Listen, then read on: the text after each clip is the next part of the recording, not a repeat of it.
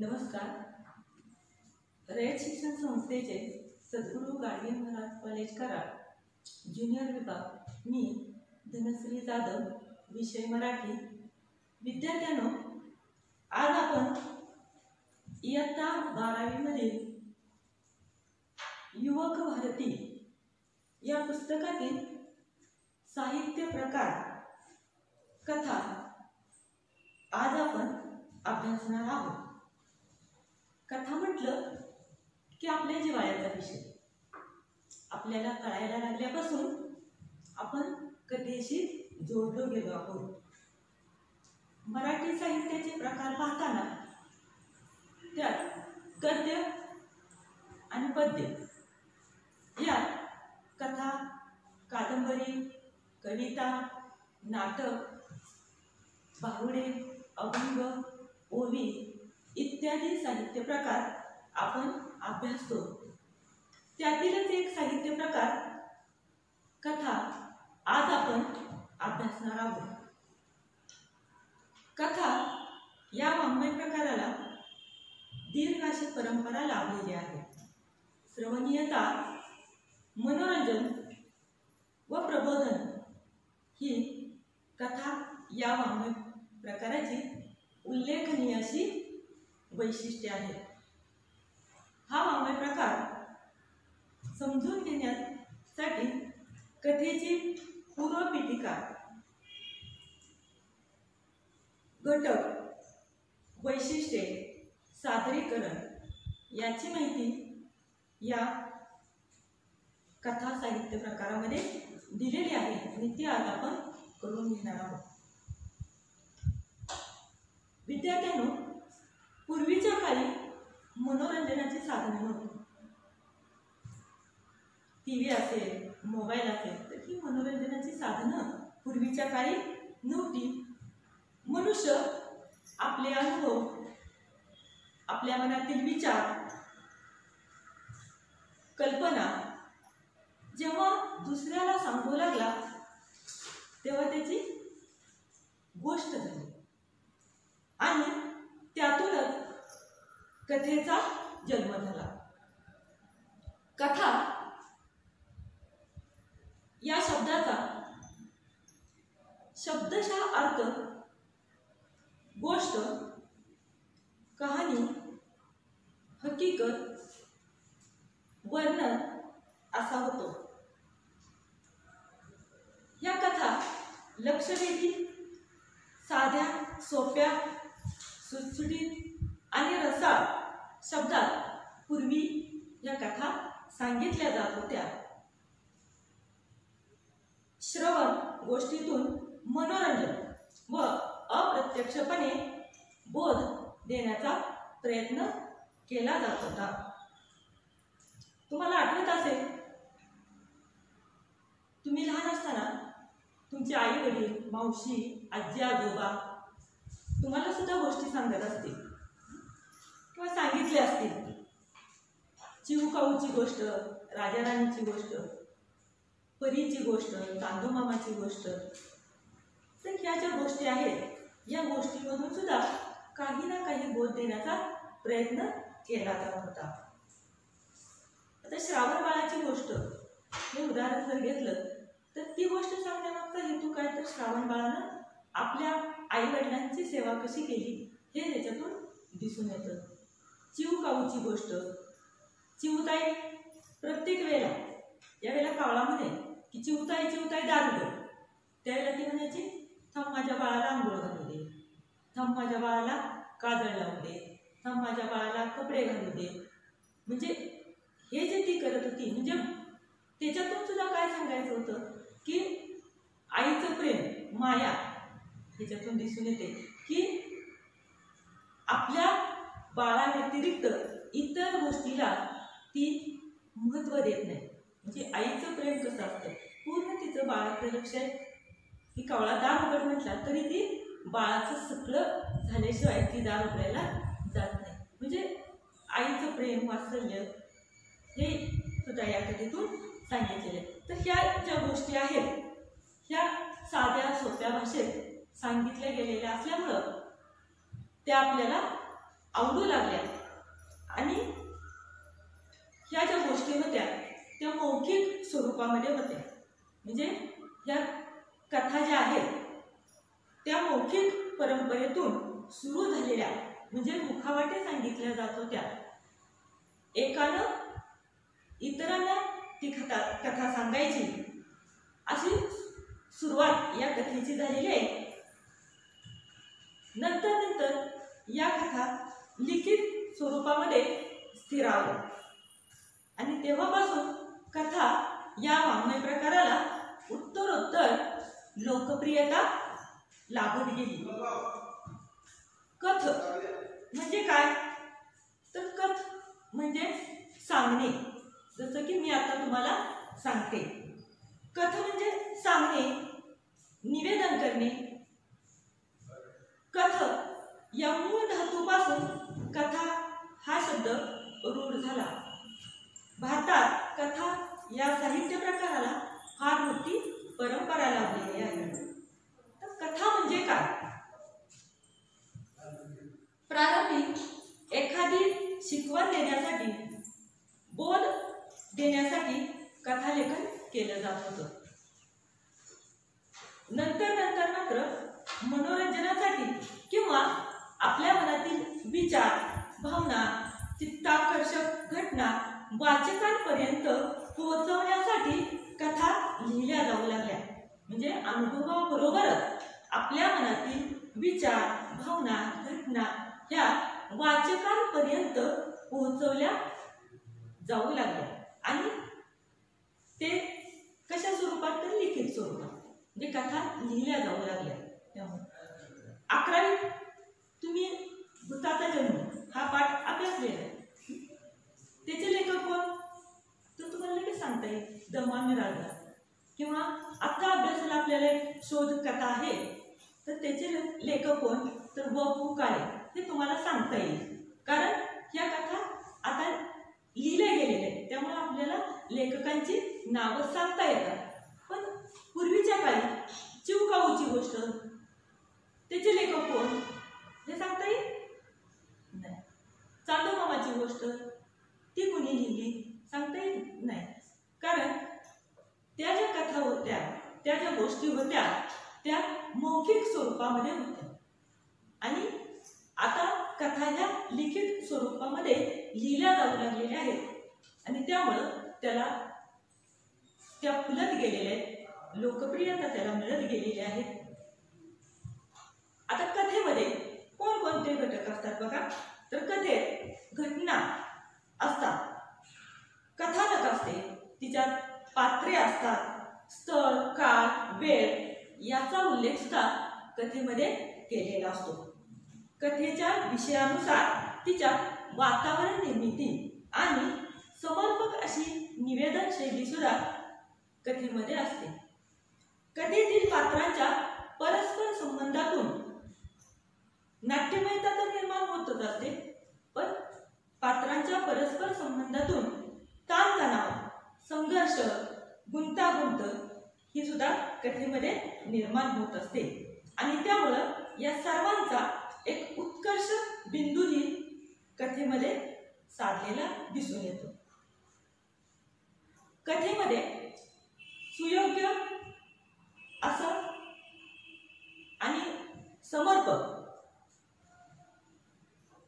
कथेला समर्पक असा शेवट कथेचा केलेला असतो आणि सुयोग्य आणि उत्तम असं शीर्षक सुद्धा कथेला असतं. थोडक्यात सांगायचं तर कथा म्हणजे बरं, म्हणजे कथा ज्या लिहिल्या जातात तर त्या कथेची जर व्याख्या दिलेली आहे तर कथा म्हणजे एका विशिष्ट स्थळ काळी, जे ठिकाण, काळ, वेळ, एका विशिष्ट स्थळ काळी पात्रांच्या परस्पर संबंधातून घडलेल्या घटनांचे एखाद्या विशिष्ट हेतूने केलेले उत्कंठावर्धक चित्रण म्हणजे कथा होय. आता 12वी आपल्याला शोध ही व पु काळे यांची कथा अभ्यासाला आहे. तर या कथेची सुरुवात कुठं झाली? तर अनुच्या खोली, वेळ रात्रीची. मग पात्र आणि त्या पात्रांचा परस्पर संबंध कसा गेला तर अणूचे वडील आबासाहेब, लेखक, त्यांची पत्नी, भिडे पती पत्नी, टॅक्सीवाला,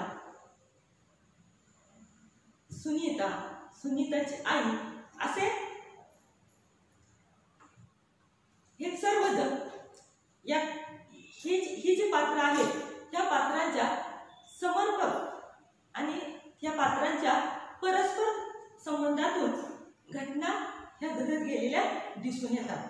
आता कथेमध्ये काहीतरी हेतू पण असतो, तर तो उत्कंठावर्धक असणं पण गरजेचं असतं. तर शोध या कथेचा आपण विचार केला तर शोध या कथेत 1 रुपयाची नोट हरवणं हा त्या कथेचा हेतू सांगितलेला आहे. अर्थात हे सगळे घटक सर्व कथेत सारख्याच प्रमाणात असतील असं पण म्हणता येणार नाही. त्याचं कमी अधिक प्रमाण आपल्याला दिसून येतं. काही कथेमध्ये पात्रांना अधिक प्राधान्य दिलेलं असतं तर काही कथेमध्ये प्रसंगांना प्राधान्य दिलेलं असतं. कधी लेखकाचा दृष्टिकोन अधिक महत्त्वाचा असू शकतो तर कधी एखादी कथा वातावरण निर्मितीचा विचार करून लिहिलेली असते. तीच गोष्ट विचारांची आणि भावनांची. म्हणजे कथा म्हणजे पात्रे, प्रसंग, संघर्ष, गुंतागुंत, वातावरण, विचार, भावना, निवेदनशैली या सर्वांचं एक सुसंघटित प्रकटीकरण होय. आता आपण कथेची पूर्व पीठिका अभ्यासणार आहोत. 1890 मध्ये श्रेष्ठ कादंबरीकार ह.ना. आपटे यांनी करमणूक या साप्ताहिकामध्ये दैनंदिन जीवनाशी निगडीत अगदी साध्या, सोप्या आणि हृदयस्पर्शी अशा कथा करमणूक या साप्ताहिकामध्ये त्यांनी प्रकाशित केलेले. पुढे कथेच्या स्वरूपामध्ये काळानुसार बदल होत गेलेला आहे. आशय, अभिव्यक्ती यामध्ये पण बदल होत गेलेला आहे. अधिकाधिक विषयांना स्पर्श करत ही कथा बहुआयामी होत गेली आणि लेखन तंत्रातही प्रयोग होत गेले. त्यानंतर ग्रामीण कथा आणि दलित कथा यांनी वाङ्मयाला समृद्ध केले. त्यानंतर स्त्री शिक्षणाच्या प्रसाराचा प्रभाव साहित्यावर झाला. स्त्रिया त्यांचे स्वतःचे अनुभव कथेच्या माध्यमातून मांडू लागले. त्यामुळे कथेचा प्रवाह आणि आशय दोन्हीही फुलत गेलेले आपल्याला दिसून येतात. अशी ही जीवनाचे विविधांगी दर्शन घडवणारी कथा आजही वाचकांना आकृष्ट करते. आता कथेमध्ये एकच विषय असतो असं नाही, तर अनेक विषयावर त्या कथा लिहिल्या गेलेल्या आहेत. प्राणी कथा असतील, लोककथा असतील, साहस कथा असतील, परिकथा असतील, पौराणिक कथा असतील, ऐतिहासिक कथा असतील, विज्ञान कथा असतील, सृष्टी कथा असतील, चरित्र कथा, अशा अनेक विषयावर कथा लिहिल्या जाऊ लागल्या आणि लहानांपासून मोठ्यांपर्यंत सर्वांना या कथा आवडू लागल्या. या कथेतून आपल्याला बोधही मिळतो. आता आपण कथेचे घटक कथालेखन करत असताना कथाकार कोणकोणते घटक वापरून कथा लिहित असतो हे आपण पाहणार आहोत. तर कथेचे घटक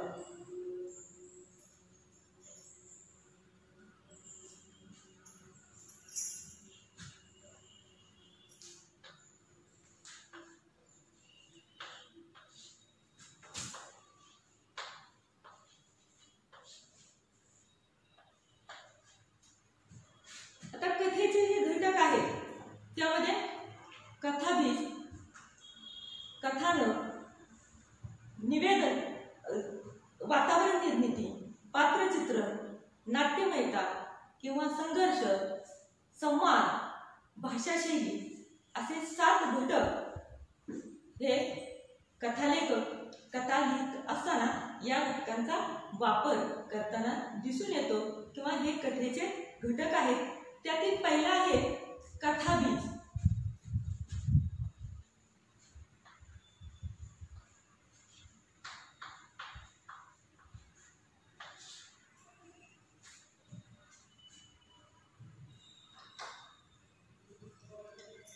आता कथाबीज आणि कथानक हे समजून घेण्यासाठी मी एक उदाहरण देते. तर झाड किंवा वृक्ष हे जर कथानक आपण समजलं तर वृक्षाची निर्मिती कशातून होते तर बीजातून. मग बीज किंवा बी म्हणजे कथानक. बीज पेरलं तर अंकुर येतो आणि त्याच्यातून वृक्ष तयार होतो. म्हणजे झाड ज्याच्यातून तयार होतं ते बी म्हणजे कथाबीज. म्हणजे बीज पेरलं तरच झाड रोप उगवून येईल, त्याचा वृक्ष तयार होईल. म्हणजे कोणत्याही कथेमध्ये कथाबीज हे महत्त्वाचं असतं. कथाकार त्याच्या प्रतिभाशक्तीने एखाद्या घटनेत वास्तवाचे व कल्पनेचे रंग भरत असतो आणि हे करत असताना तो समाज, निसर्ग, सांस्कृतिक संदर्भ, वातावरण या घटकांचं सहाय्य तो घेत असतो. या सर्व घटकांच्या मदतीने घटना मालिकेचे कथात्मक साहित्यात रूपांतर तो करत असतो. म्हणून कथेत घटना फार महत्त्वाची असते. कथेत या मूळ घटनेला कथाबीज असं म्हटलं जातं. आता ही जी घटना आहे ती कधी काल्पनिक असते, कधी वास्तविक सुद्धा असू शकते. शोध या कथेमध्ये कथाबीज 1 रुपयाची नोट हरवणं हे कथाबीज आहे. दुसरा घटक आहे कथानक.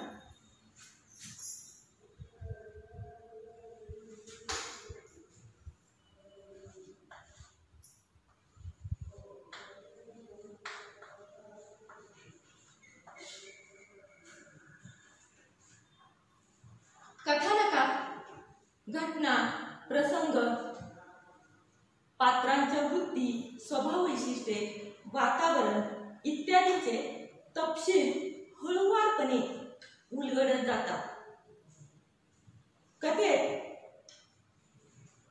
कथेच्या कथानकामध्ये या सर्व घटकाचे एकत्रीकरण केलेले असते आणि या एकत्रीकरणातूनच कथेची मांडणी आकाराला येत असते.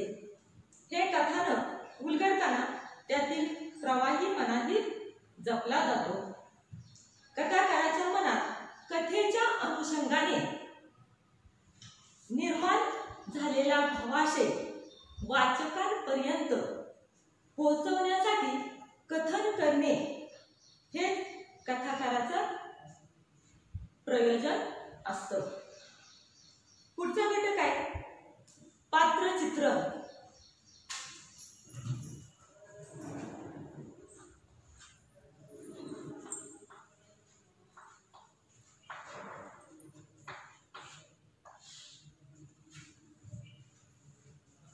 पात्रचित्रण हा कथेचा महत्त्वपूर्ण घटक आहे. पात्रचित्रणातून कथेचा आशय पुढे जात असतो. एखाद्या पात्राची वृत्ती, कृती, उक्ती, भावना, विचार, संवेदना, जीवनदृष्टी, जीवन पद्धती इत्यादीच्या चित्रणामधून त्या व्यक्तीची शब्दरूप प्रतिमा तयार केली जाते. या शब्दरूप प्रतिमेला पात्र असं म्हणतात. कथेमध्ये पात्र जेवढं उत्कट असेल तेवढी कथा अधिक लोकप्रिय होते किंवा वाचकप्रिय होते. कथेतील पात्रांना वास्तवातील माणसांप्रमाणे रेखाटले जाते. म्हणूनच वाचकाची त्या पात्राशी जवळीक साधली जाते. ही पात्रे कथाकाराची स्वनिर्मिती असते. कथेतील पात्रे आपल्या जीवनाशी निगडीत आहेत, आपल्या सभोवताली वावरत आहेत असं जेव्हा वाचकाला वाटतं त्यावेळेला ती कथा त्याला आवडायला लागते. आता पुढचा घटक आहे वातावरण निर्मिती.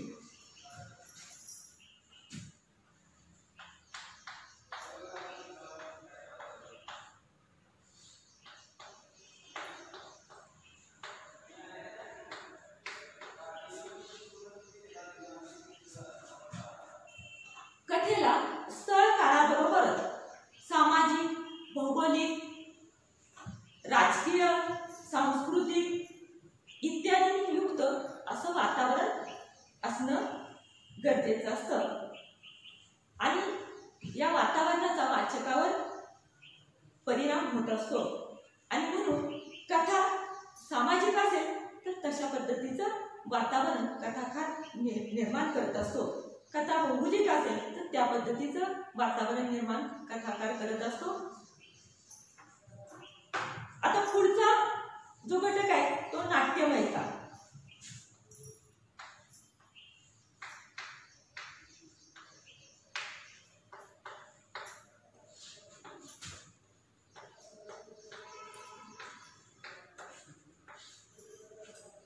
नाटकामध्ये नाट्यमयता महत्वाची असते. तसेच कथेमध्ये सुद्धा नाट्यमयता संघर्ष महत्वाचा असतो. बऱ्याचदा चांगल्या आणि वाईट गोष्टीचा संघर्ष दाखवला जातो, लिहिलेला असतो आणि त्याच्यातून नाट्यमयता साधली जाते. चांगल्या वाईटाचा संघर्ष आणि या संघर्षातून कथा उत्कर्ष बिंदूपर्यंत पोहोचते. त्या संघर्षामध्ये कुणाचा विजय होतोय, चांगल्याचा का वाईटाचा, यासाठी वाचकाची उत्कंठा लागलेली असते कथा वाचत असताना. त्यामध्ये चांगल्या वाईटाचा संघर्ष, त्याच्यात चांगल्याचा विजय असं पण दाखवलं जातं. पण याच्यातून चांगल्या वाईटाच्या संघर्षातून नाट्यमयता साधली जाते. प्रत्येक कथेमध्ये संघर्ष किंवा नाट्य हे वाईट घटनांचेच असते असं नाही, तर कधी आनंद आणि सुखात्मक घटनांतूनही नाट्य निर्मिती केली जाते.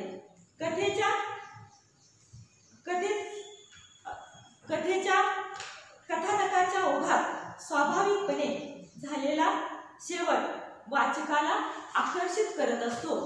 आता पुढचा जो घटक आहे तो संवाद.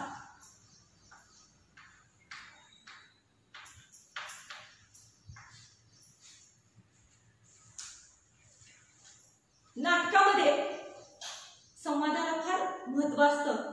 हे 11वीत आपण नाटक साहित्य प्रकार त्याच्यात अभ्यासलेलेच आहे. तर नाटकाप्रमाणेच कथेमध्ये सुद्धा संवादाला फार महत्त्व आहे. चटपटीत आणि आकर्षक संवाद हे वाचकाच्या हृदयाला स्पर्श करतात आणि कथानकाला सुद्धा प्रवाहित ठेवण्याचं काम ते करत असतात. पात्रांच्या स्वभाव धर्मानुसार व परिस्थितीजन्य घटकानुसार संवाद लिहिले जातात. संवादात लय असते, आंतरिक संगती त्याच्यात महत्वाची असते. संवादातून रसनिर्मिती होते. नवरस आपण अभ्यासतो त्यातीलच रसनिर्मिती ही संवादातून केलेली असते. आवाजातील किंवा उच्चारातील चढ उतार हे पण संवादामध्ये कथेमध्ये महत्वाचं असतं. संवाद कथेला एक वेगळी उंची प्राप्त करून देत असतो. पुढचा घटक आहे भाषाशैली.